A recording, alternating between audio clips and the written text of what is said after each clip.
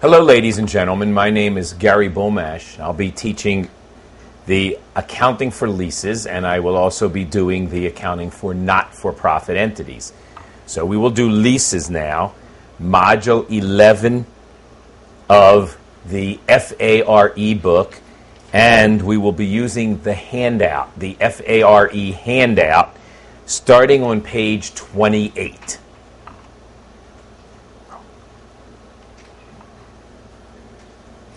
Now, when we talk about leases, we have two parties, the lessor and the lessee. And we have different types of leases, and we'll go through all of this with journal entries and calculations, etc., etc. First, give you a little structure to deal with, whether they throw this at you as multiple choice or part of a simulation. Whenever you have a lease problem, think of 4 questions that you need to answer, okay? Number 1, identify the parties. Who's the lessor? Who's the lessee? What they'll do is they'll give you names. They'll say A, B, whatever. They'll make up names. And then they'll ask you a question about one of them. So you have to know who they're talking about. So you can focus in on accounting for lessor or accounting for lessee. What's the time period of the lease? How long is the lease? Now, they will often tell you in the problem, 5-year lease, 10-year lease, whatever. Sometimes they'll play a little game and they'll say the lease begins such and such a date and ends such and such a date, so you have to count the years. The date that it begins. Now this becomes important. The date that it begins. When you do a present value calculation, you have to know which table to use. If the lease begins immediately, if the problem says they signed the lease and it starts on January 1st, whatever, it begins immediately, you are using the annuity due. The present value of the annuity due, D-U-E, that's beginning of period. If the first rental payment, let me back up. If the problem says the first rental payment is when you sign the lease, it's annuity due. If the first rental payment is the end of that first year, then you're using an ordinary annuity.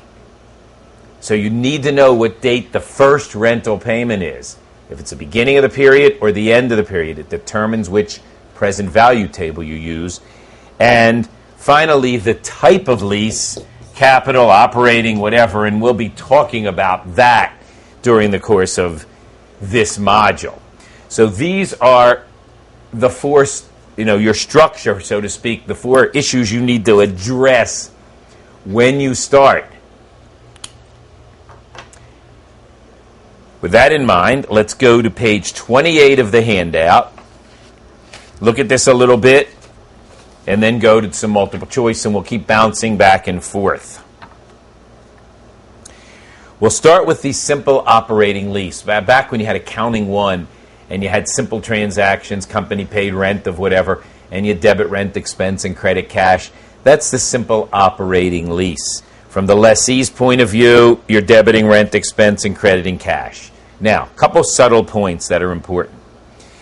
Any prepayment for future expenses should be classified as an asset and amortized using the straight line method. So that's like a prepaid item.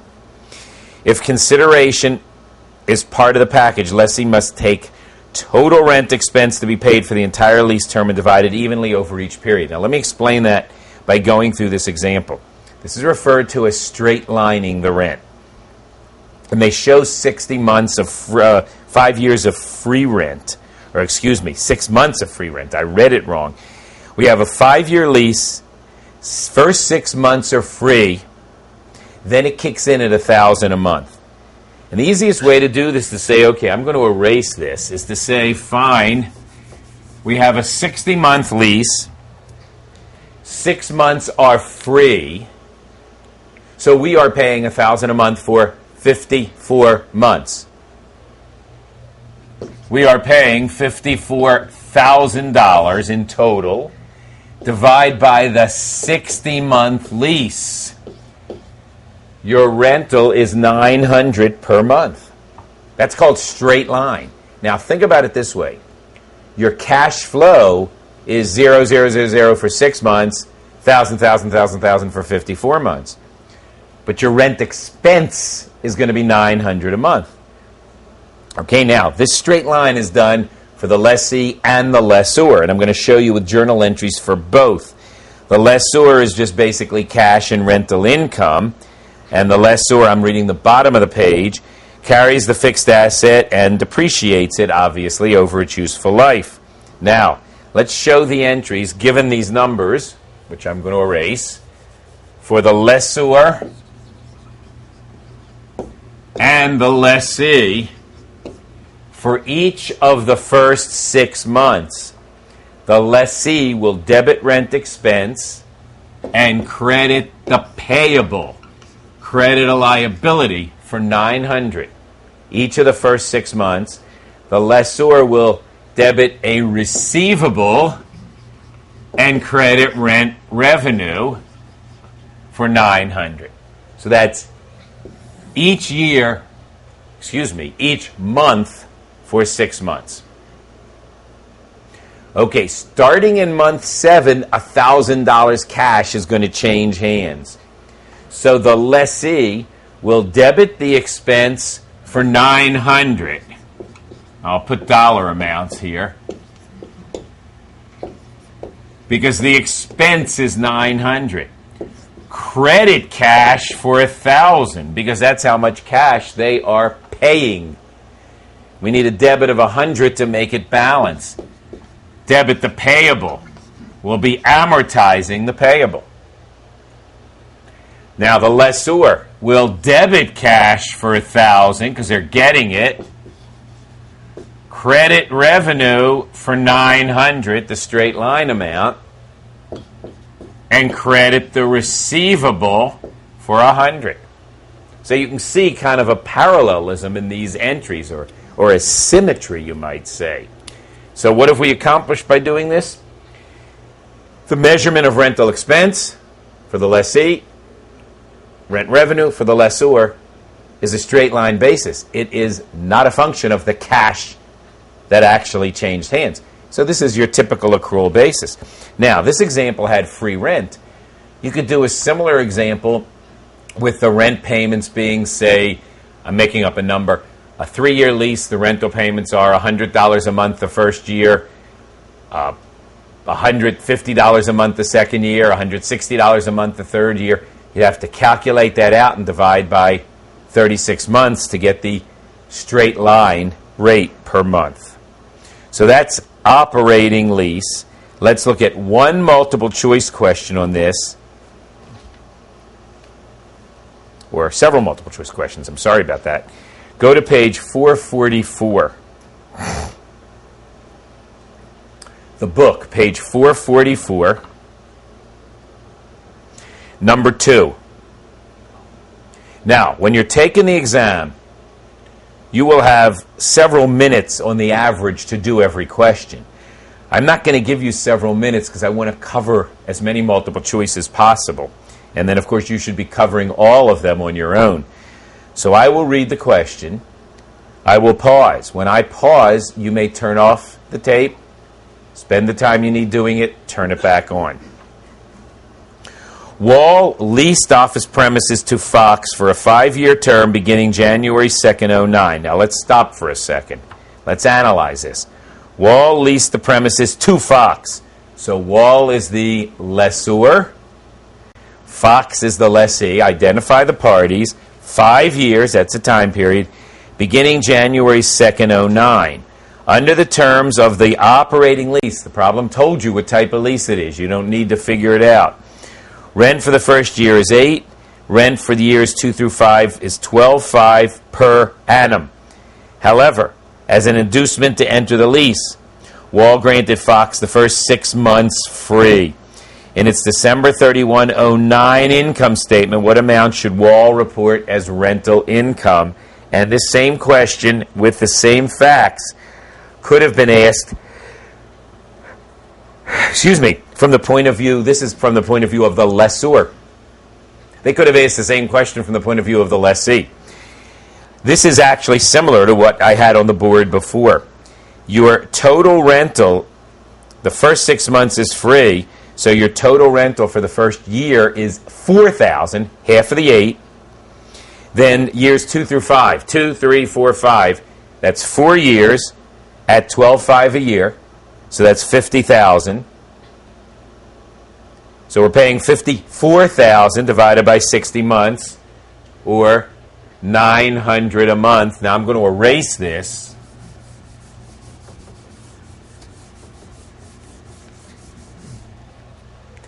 The rent expense from the lessee's point of view, the rent revenue from the lessor's point of view is $900 a month. The question says, what is the rent income for the year December 31, 2009? The lease started January 2nd, 2009. Watch those dates. So it's a full year, a full 12 months. 900 times 12 is the answer, 10,800. Now, here is a case where the cash flow will differ. The cash flow that year is only $4,000. But the rental income, rental expense, is $10,800. Because we have to do straight line, $900 a month for 12 months. Now, strategy points with multiple choice. Read the question carefully. Watch those dates. They can make a big difference. If it's a calculation such as this, do the calculation. If you find the answer there, select it. If you do not find the answer there, then that means one of two things. Either you made a careless mistake in arithmetic, or you did something wrong. So check the arithmetic. If that checks out, then if you spent enough time, I'm sure you could figure out what you did wrong. However, you can't go crazy with time here. You've got to put yourself on a reasonable time budget. At that point, my suggestion would be pick the number closest to the one you selected that you calculated. Select the number closest to the one you calculated. No guarantees that that's right, but at this point, it's the most logical guess. Make a note to come back to it before you leave that testlet. Come back, but don't spend a lot of time on it. Maybe you get lucky and you'll catch right away what you did wrong. Okay, that's number 2. Number 5. On January 1, 2009, Glenn leased a building to Dix Corp. under an operating lease. Okay, Glenn is the lessor. Dix is the lessee. Identify the parties. Operating lease, they told you that. 10-year term, they told you that. Annual rental of $50. At the inception of the lease, Glenn received $200, covering the first 2 years' rent of $100. That's $50 a year for 2 years, and a security deposit of $100. The deposit will not be returned to Dix upon expiration of the lease, but will be applied to payment of rent for the last 2 years. What portion of the $200 should be shown as a current and long-term liability, respectively, in the December 31, 2009 balance sheet? Now again, watch the dates. We started January 1, 2009, December 31, 2009. 1 year has passed. Okay, at that point, we are talking about Glenn, the lessor. $50,000 has been picked up as rent revenue. So that leaves $150,000. 50 of it will be a current liability because that's the portion that will be rent revenue next year. That's unearned revenue current. The rest is unearned revenue long-term liability because that'll be 10 years down the road or 9 years, whatever. The answer is B, second letter. Now, if you realize, use elimination strategy on multiple choice. If you realize that 1 year has passed and $50,000 is revenue out of 200, that means 150 is left for the balance sheet. The two numbers have to add up to 150. If you realize that, you can eliminate 2 of the choices right away. So answer B, second letter. Number 9. On January 1st, 2009, Park signed a 10-year operating lease for office space at $96,000 per year. The lease included a provision for additional rent of 5% of annual sales in excess of $500,000. Park sales for the year ended December 31, 2009 were $600,000. Upon execution of the lease, Park paid $24 as a bonus for the lease. Park's rent expense for the year. Now, Park is the lessee. Okay, their rent expense for the year. The lease started on January 1st, so we're talking about a full 12-month period. Again, watch those dates. This problem includes what is called a contingent rental. So we have a set amount plus a certain percentage of revenue goes over a certain dollar amount, all stressed in here. Now, your calculation. Rent expense would be $96,000. The $24,000 bonus is amortized. It's set up as an asset, prepaid item, and amortized over the 10-year life of the lease. So that's $2,400 plus $5,000. Now, where do we get 5? 5% of sales in excess of $500,000. Sales are $600,000. The excess is $100,000 times 5%, which is $5,000. So $96,000 plus $5,000 plus $2,400, the amortization of that bonus. Answer C, third letter. And number 11. January 109, Molot signed a 7-year lease for equipment having a 10-year life. The present value of the monthly payments equaled 80% of the equipment's fair value. The lease agreement provides for neither transfer title nor a bargain purchase option. In the 09 income statement, Molot should report. And I think at this point we need to go back to the handout before we try to do this question and look at page 29. Molot is the lessee. So we're going to talk about a capitalized lease on page 29 and then go back to this multiple choice question and come back to capital lease for lessee and go back to some other multiple choice questions. Okay, lessee. There are 4 conditions here. If one of these is met, just one, it's a capital lease. Capital lease means the lessee is setting up the asset and the liability on its books. The lessee is capitalizing the asset, setting it up as an asset, even though they do not legally own it. They're setting up the asset and the liability. Now, we'll come back to that concept in a few minutes. First, one of the conditions has to be met. If more than one is met, it's obviously a capital lease. If none of them are met, it's an operating lease. So when we go back to that issues I gave you when we started, and one of the things you got to think about when you first read a problem, is it capital or operating? Okay, you would look at these 4 conditions, which you will know when you walk in there. Know these, that's important. If one of them is met, it's a capital lease. The mnemonic here is owns, because we're pretending that the lessee owns the asset. They don't really own it. We're pretending they own it. The O, ownership transfers at the end of the lease.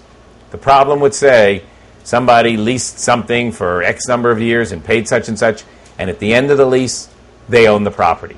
Okay? That's a capital lease. Because basically, they bought it. Written option for a bargain purchase. That's usually called the bargain purchase option. But to get the W in, it says written.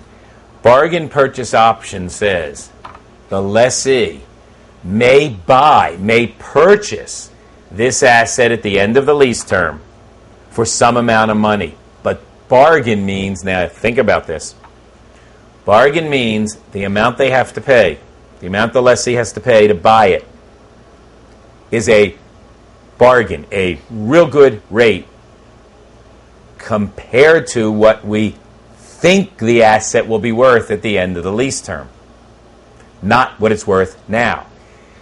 Now, the way they'd word that on the CPA exam, if they say, lessee at the end of the lease term can buy this asset for an amount equal to its then fair value, that's not a bargain.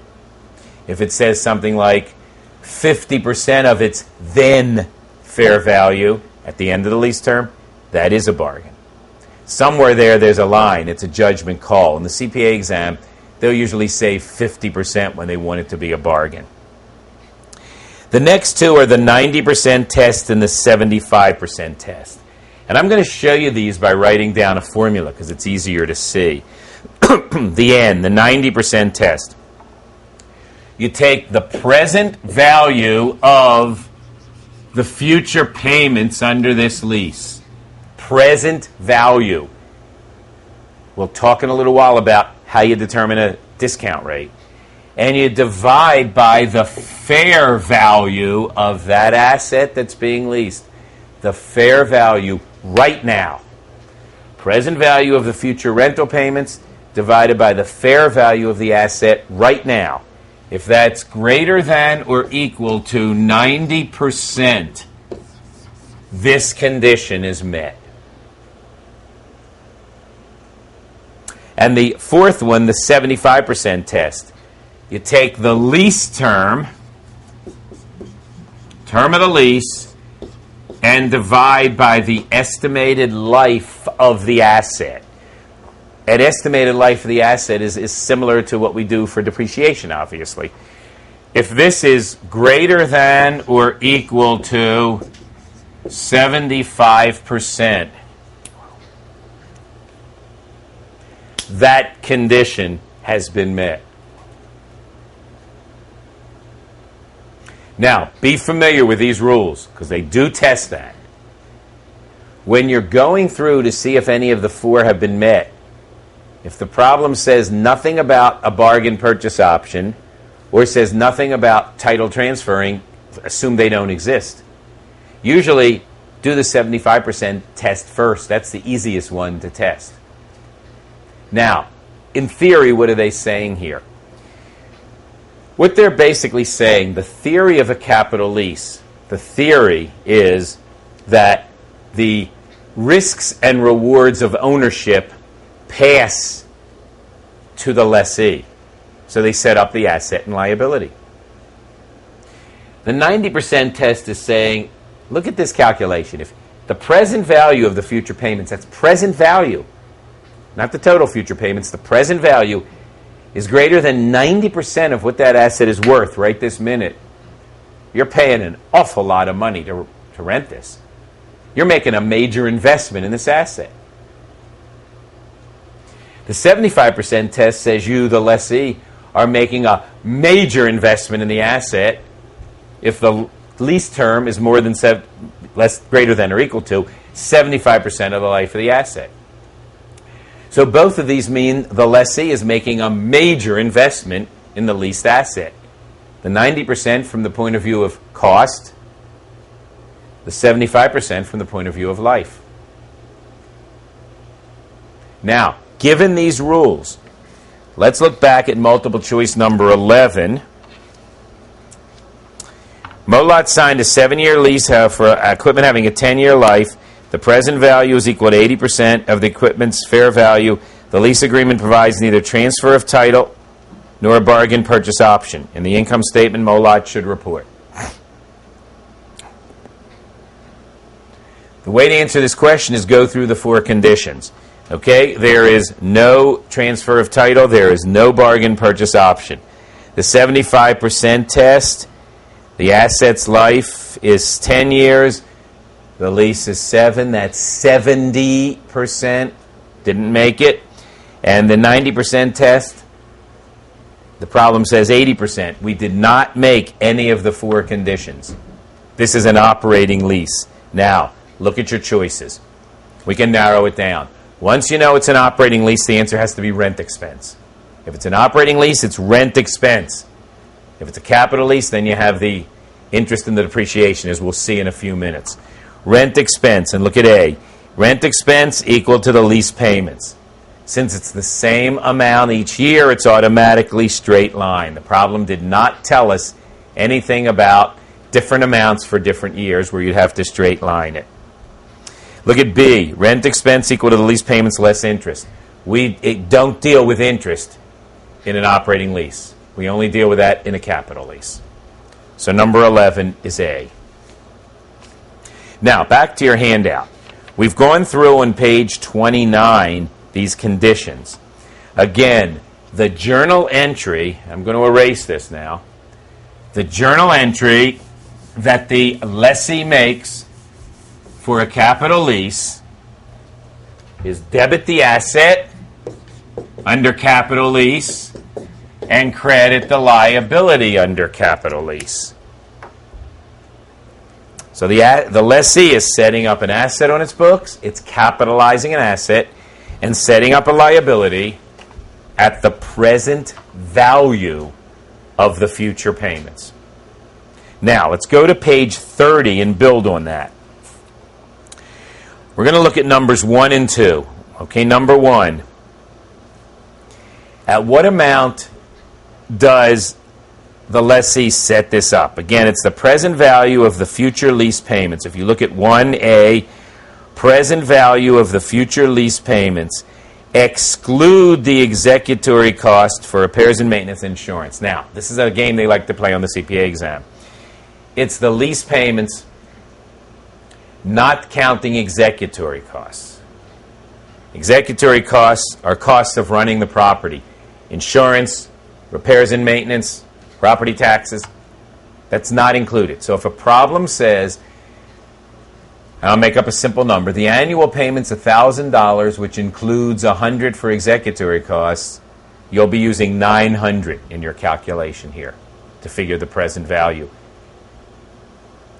Now, there's one little catch. Once you figure that present value, that cannot exceed the fair value of the asset. It cannot exceed the fair value of the asset on that day. So if you look at little number 1 under that, well, that's the discount rate. Excuse me. We'll come back to that in a minute. Once you do this present value calculation, that cannot exceed the fair value of the asset on that day. So let's say the problem has you do a calculation and you come up with a present value of 100, to use a simple number. The problem told you the fair value is 90. You'd use 90. If the fair value is lower on that day, you use the fair value. Now, we're using a present value calculation. To use a present value calculation, you need to know a discount rate, an interest rate, that is. Okay, now look at number 1, discount rate. Incremental borrowing rate lower than the lesser of. Now, this is the way a lessee would do it. You use the lower of the rate implicit in the lease, if they know it, or their own, the lessee's incremental borrowing rate. Now, let's think about that for a minute. In the real situation, the lessee may never really know the borrowing rate. Well, no, let me change that. They'll know their own borrowing rate. They may never really know the rate implicit in the lease. The lessor determines that. That's like going into a store, buying something, and saying, what's your profit on this? You don't really know that. So the lessee will probably not know the rate in the lease. However, on the CPA exam, they'll say something like this. The rate in the lease is 10%, and then they'll say paren, known by lessee. Okay, you take the lower of the rate in the lease or the lessee's incremental borrowing rate. Incremental borrowing rate means the rate the lessee would get if they go to the bank to borrow money right now. Again, this will be given. Now, real simple. If you're given 2 rates, you take the lower rate. That's the one you use, the lower rate. Lower rate gives you a higher calculation for present value, but you use the lower rate. Now, Roman numeral 2 on page 30. The dollar amount to be capitalized. If the lessee is using a capital lease because of the O condition, title transferring, it's the present value of the payments plus the present value of any buyout at the end, if there's one required. Now, keep in mind, you've got 2 different calculations. The payments are each period. So that's an annuity. Each period. The required buyout is a one-time. That's present value of $1. If it's the written bargain purchase option, the amount capitalized is the present value of the payments. That's the annuity each period. And the present value of the bargain buyout, which is a one-time payment, present value of $1. If the lessee is using a capital lease because of the N or S conditions, then the amount capitalized is the present value of the payments.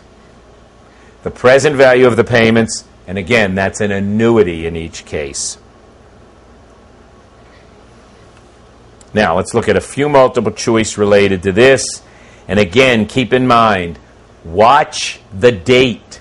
This is important of the first payment. If the first rental payment is the minute you signed the lease, it's annuity due, D-U-E, beginning of period. If the first rental payment is a year later, then it's ordinary annuity, end of period. So watch that. Let's see, page 446. Let's look at number 28.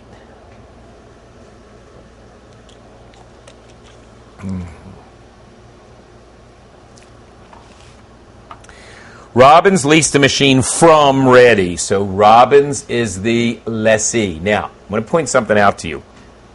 They like playing little games sometimes.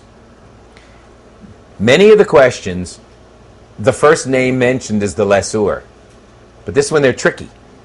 Read it carefully. Sometimes it says A leased something to T-O-B, or sometimes it says A leased something from B.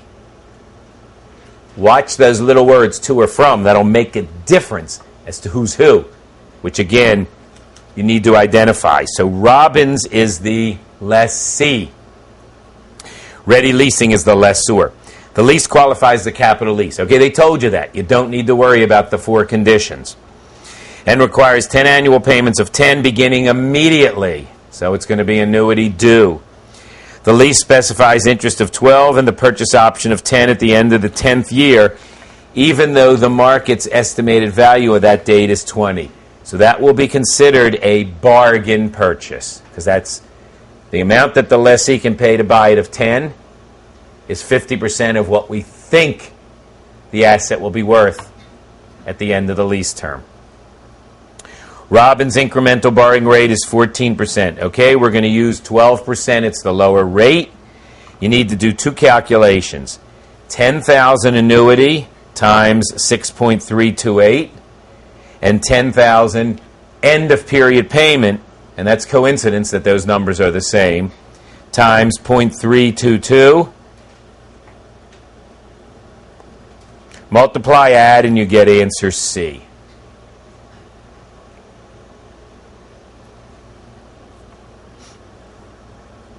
And number 36, bottom right. For a capital lease, the amount recorded initially by the lessee as a liability should normally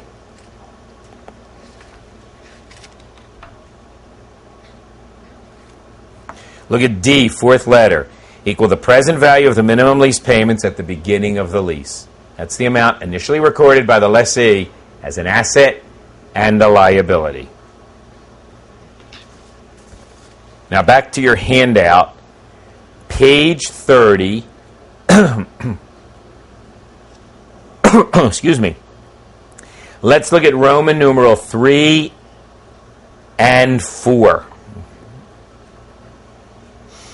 Okay, the lessee has set up a capital lease.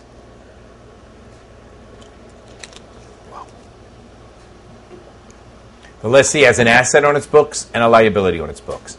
The asset will be depreciated using whatever depreciation method is an acceptable GAAP depreciation method. Obviously, all this has to be disclosed in the footnotes. Now, let's look at the rule in Roman numeral 3. The question is, what life does the lessee use to depreciate the asset? If the asset is capitalized because of the O or W condition, the assumption is that the lessee will in fact keep this asset for the asset's entire life, so the depreciation is over the asset's life. If the lease is capitalized because of N or S, the lessee does not legally own the asset, never will just use it during the lease term, and then the asset reverts back to the lessor. At that point, the depreciation for the lessee is just over the lease term. So again, a little subtle distinction here. And finally, Roman numeral 4, footnote disclosure. Amount for the appropriate required period, 5 years, aggregate amount thereafter. Now, this is the required footnote disclosure.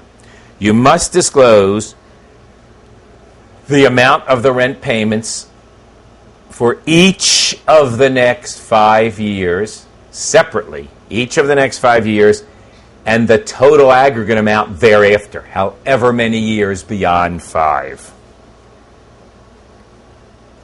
And where it says amount in the aggregate, that's the total amount you owe on the lease. All that has to be disclosed.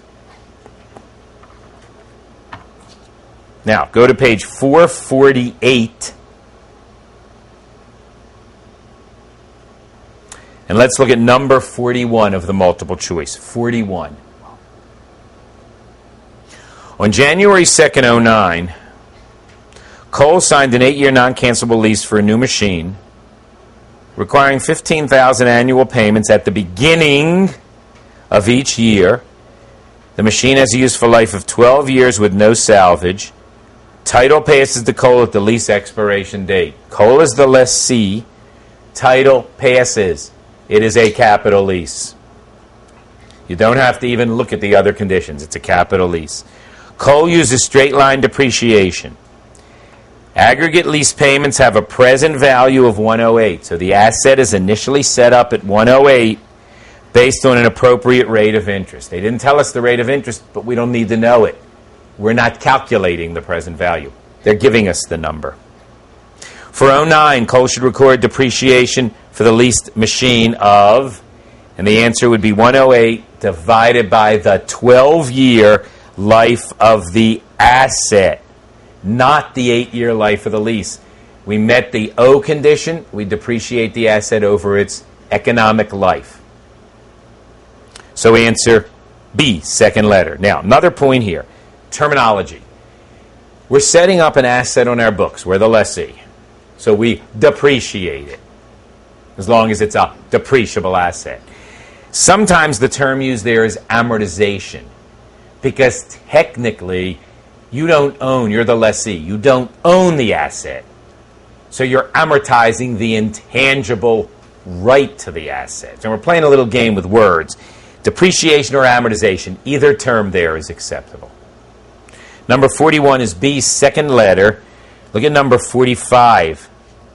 On January 1, 2009, West entered into a 10-year lease for a plant.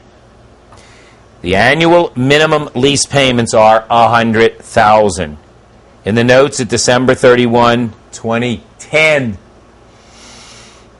financial statements, that is, what amounts of subsequent years' lease payments should be disclosed. Now, watch the dates. We started January 1, 2009. They're asking you for December 31, 2010. 2 years have passed, 9 and 10. It's a 10-year lease. 8 years are remaining. Okay, appropriate amount for required period is $100,000 a year for 5 years. You've got to show 100, 100, 100, 100, 100. You've got to show each of the 5 years separately. Then the aggregate amount after that to equal a total of $800,000, because it's 8 years remaining. Now again, if you know that there's 8 years remaining, if you figure that out, and you know the last column has to say 800, the total, absolute total, has to be 800,000, and that kind of narrows it down for you.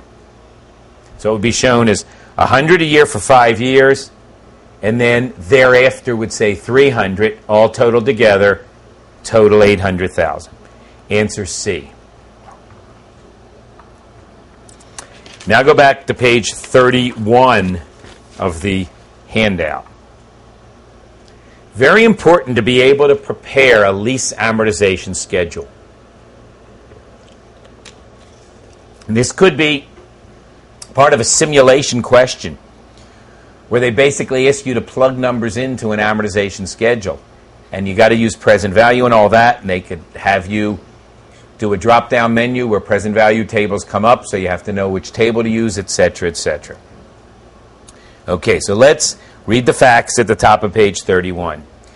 $20,000, 5 years, payments on January 1st, 10% incremental borrowing rate, assets life is 10 years, ownership transfers at the end of lease term. Okay, we're just talking about the lessee at the moment. Ownership transfers at the end of the lease term. It is a capital lease, the O condition. Okay, the present value factor for 5 years, 10% annuity due is 4.1699. Okay, now, it's annuity due because the first payment is immediately. Okay, and we got 10%, 5 years. The problem tells us 5-year, 10% is the borrowing rate we're going to use. The problem says nothing about the rate in the lease, so we just ignore that. We use the incremental borrowing rate. That's all we know. Okay, now, set up the amortization schedule. The reason it says year 1 and then 1 again is because the first payment is immediately. Okay, the cash payment is $20,000 a year for 5 years. The interest expense will come back to plus the principal. Okay, now, next to the word cash, write equals. Then write 10% interest expense, because we know it's going to be 10%, plus principal. Cash equals 10% interest plus principal. Okay, then we start with a balance. The balance is the present value factor times the annuity.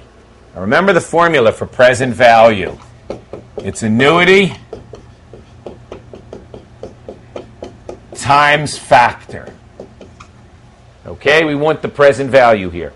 The annuity is $20,000 and the factor is 4.1699. Now again, on the CPA exam, you'll probably have a drop-down menu and you'll probably have to access present value tables. This is a payment each year, so it's an annuity, and you want annuity due because it's beginning of period. When you multiply that out, you'll get the $83,398 that's given. So $83,398 is the present value of these payments. Now, let's look at the logic of the numbers. The total payments, $20,000 a year for 5 years, $100,000. The present value of that has to be a lower amount. Okay, well, it's $83,398. So we set up the liability and the asset at $83,398.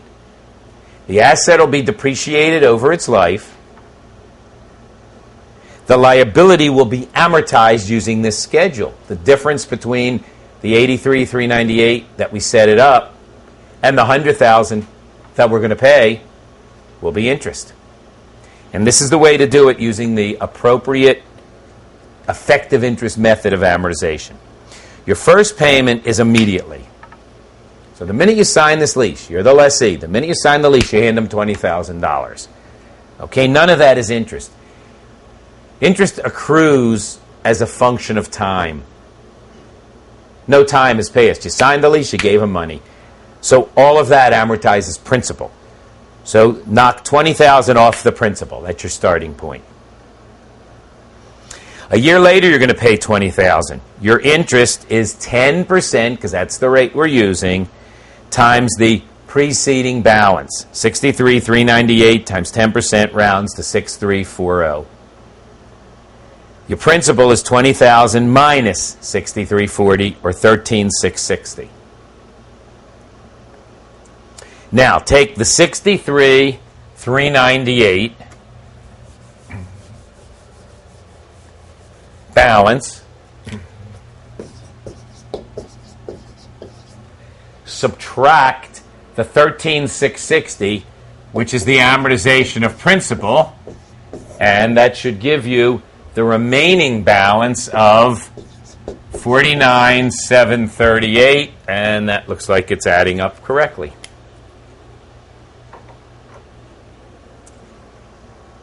Now, let's see what's happening here. We're paying off this liability. We're amortizing it. We're writing it off. So the balance column is getting progressively smaller. The interest column is based on the preceding balance. So that's getting progressively smaller. But the total interest plus the total principal should equal the 100,000 over the 5-year period. Now, there is a typo here, and please make sure this is typed correctly if it hasn't been corrected in your handout. Under principal, the third number should say 15,026. If it says anything else, change it to 15,026, and the numbers work out right. Okay, so what's happening here? Let's compare operating and capital lease for a minute. In an operating lease, the lessee has rent expense. In a capital lease, the lessee puts the asset and the liability on its books, and it will end up showing depreciation expense on the asset and interest expense as it pays off and amortizes the liability. Now, go to page 447 of the book.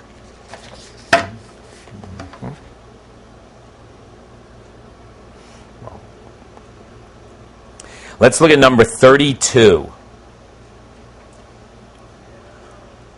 On December 30th of 2009, Rafferty leased equipment under a capital lease.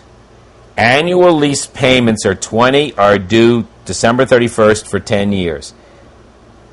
The equipment useful life is 10 years and interest rate implicit in the lease is 10%. The capital lease obligation, so they're telling you right away it's a capital lease, was recorded initially at 135. They're telling you the initial present value. The asset and the liability were recorded at 135. This is the lessee. And the first lease payment was made on that date. What amount should Rafferty include in current liabilities for this capital lease in December 31, 2009 balance sheet? Now, to do this question, I am going to put a lease amortization schedule on the board and show you with number 32 and then 33, which we're going to cover, different ways they can ask questions on this material. So a lot of multiple choice are asking the same question different ways. In this case, given a set of facts, there are different questions you can ask. So go back. Your structure here is the amortization schedule, the set of facts. So we start at 12/31/09. The date, 12/31/09, because the first payment is immediately. And 10, cash is, I believe, $20,000 a year. So nothing here. $20,000, $20,000. Interest expense, principal, balance. And again, cash equals interest expense plus principal. Okay, now, the first 09 is just setting up the balance. So everything's zero in all the columns. The initial balance is the present value of 135. That was given. If you have to calculate the present value, that would be the number you put under initial balance. Okay, now, $20,000 is paid immediately. An immediate payment, none of its interest. So it all amortizes principal. So that leaves $115,000 as your balance. Now, how much of that is a current liability? Well, what's going to happen next year? My interest, and I believe it's 10%, is going to be 10% of the 115 or 11.5 for the next year. The interest portion of the $20,000 payment is $11,500, 10% of the 115. So the principal payment is $8,500. Okay, now, this question is a little tricky. What they're saying is how much is a current liability, now watch the dates, at December 31, 2009. How much is a current liability? Well, the answer is $8,500. It's the portion of the principal that's amortized with next year's payment. But here's where this is tricky. A lot of people for this number 32 would put $20,000. They'd say, "Oh, I'm paying $20,000 next year." Yes, but of the $20,000 you're paying next year, part of it's interest. Interest is not set up as a liability in advance. Interest accrues with a passage of time. So that interest hasn't accrued yet.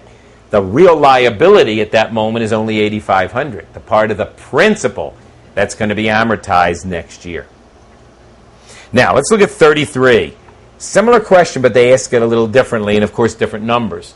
So I'm going to erase it and put up those numbers. Oak leased equipment for its entire 9-year useful life, agreeing to pay $50,000 at the start of the lease on December 31, 2009, and $50,000 annually each December 31st for the next 8 years. The present value of the 9-year lease payments over the lease term using the rate implicit in the lease of 10% was $316,500. So they're giving you the rate, they're giving you the fact it's a capital lease, they're giving you the present value. The December 31, 2009 present value of the lease payments using Oak's incremental borrowing rate is 12%. We're going to use the lower percentage. So the $298,500 is irrelevant. Forget that number. It's extraneous. The lower percentage is what you use. Oak made a timely second payment. What amount should they report as capital lease liability in the December 31st, 2010 balance sheet? So this is a similar question with different numbers, but we got to carry it to the final balance number. So let's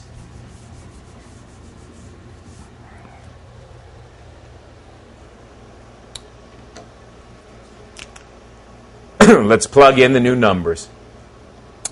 We start with a balance of $316,500 given.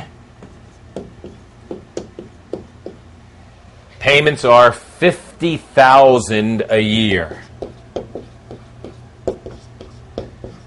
First payment, all amortized as principal, no interest has accrued yet.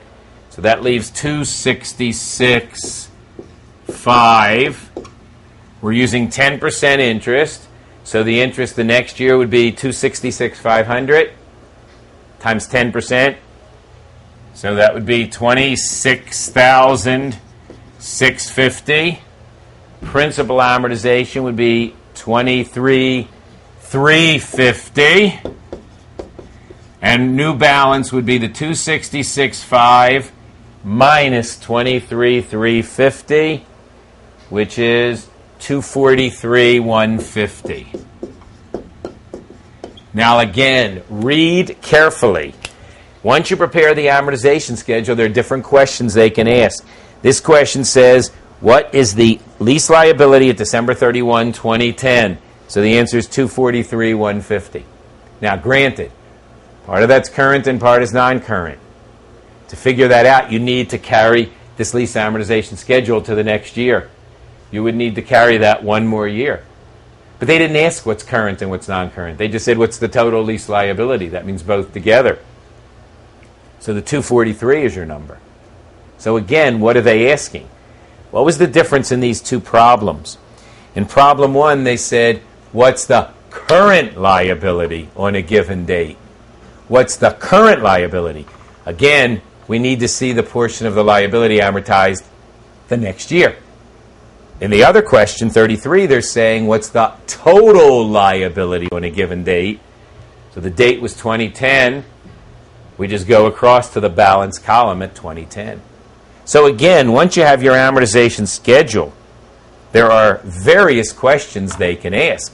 Know how to do the amortization schedule and understand it. Just read carefully and you can see what they're tossing at you. Okay, we've been talking about leases from the point of view of the lessee. Let's go back to the lessor. So start on page 29.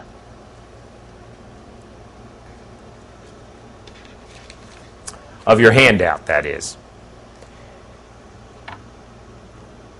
From the lessor's point of view, we're at the bottom of page 29 on the handout, must meet all three criteria to have the luck, that's the mnemonic here, to capitalize. Now, keep in mind how we're using the word. We're using the word capitalize to be consistent with the word used by the lessee. But technically, capitalize means set up as an asset. So what's going to happen here is where we're saying capitalize, we really mean the opposite, decapitalize. Take the asset off your books. The lessor takes the asset off its books. That's what we mean in this case. Okay? The L is lessee owns the leased property. This means go back to the four conditions we looked at above at the top of the page, the four conditions we looked at for the lessee, and we said if one of them is met, it's a capital lease. Okay, we're going to look at the same four. One of those four has to be met. That's what L means. And the U and the C are basically revenue recognition conditions. Uncertainties do not exist regarding any unreimbursable costs, and collectability is reasonably predictable. In other words, before you book revenue, and in the case of a quote-unquote capital lease for a lessor, they're in essence going to be booking some revenue in some cases. So you got to meet the revenue recognition conditions, which basically says you can predict future expenses and you're reasonably assured of collecting. So the U and the C are just two additional tests. If all of these are met, that is, one from the owns category, one of those conditions, the lessor meets one of those, and the U and the C, then the lessor has either a sales-type lease or a direct financing lease. So let's write down this basic rule, then we'll have to break those down, obviously. The lessor meets LUC. L means one of the owns conditions. The same four we looked at for the lessee. One of those plus the U and the C. Then the lessor has either direct financing lease or a sales type lease. If the lessor does not meet all three, LUC, if the lessor does not meet all three, LUC, then the lessor has operating lease. Okay, now, with that in mind, we've reached a good stopping point.